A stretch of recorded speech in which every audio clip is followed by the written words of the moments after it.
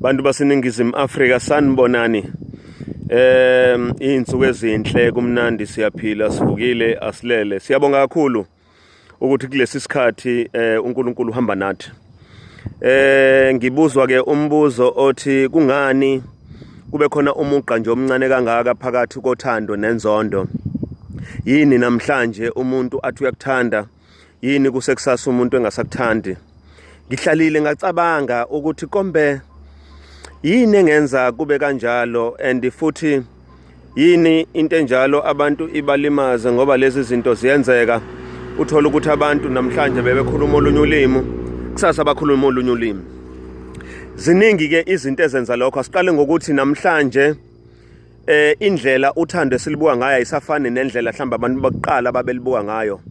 Namhlanje uthando aligcina nje ngokubuka ngokuthi umuntu ngimbukile yena uqobo ngazizwa ngimthanda.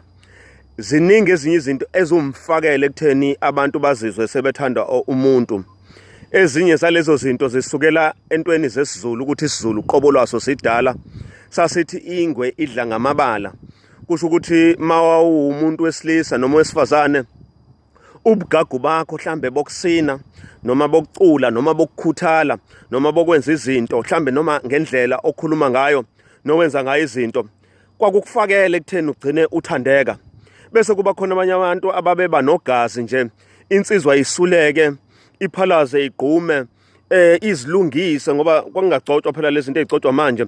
Umuntu wayengena ebhodweni athola izinto ezithize, akhazimule nje abe nogazi athandeke, kuthiwa unali iqhathanzipho la kwabo liyathandeka. Abanye abantu ke babemthanda umuntu ngokuthi mhlawumbe uphume emzini onjani ngoba uyakhumbula ukuthi iqala kwakuye kuthunywe ijutshwe intokazi.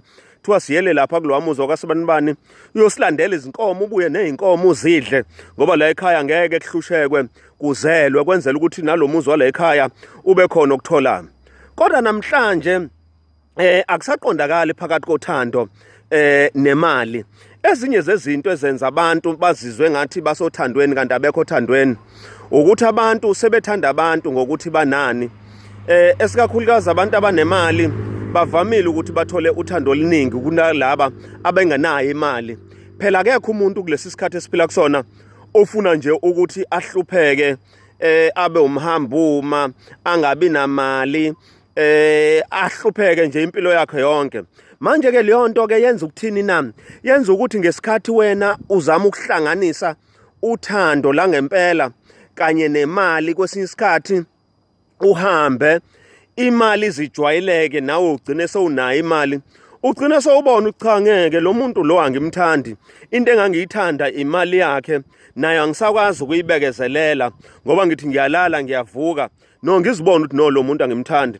Ingakho abanye abantu kukukhuna ukuthi bahambe nje baphumele obala nabantu abathandana nabo ngoba manje kwayilento ekufanele baziqhenye ngayo ibe ubuhle kubona babevele bengayibonanga. Manje imali ke icashile ayivelile, imali ifihlakele isebhenki, ngeke ukuthi uma uhamba nomuntu abonakala ukuthi hayi no lo mpela unemali.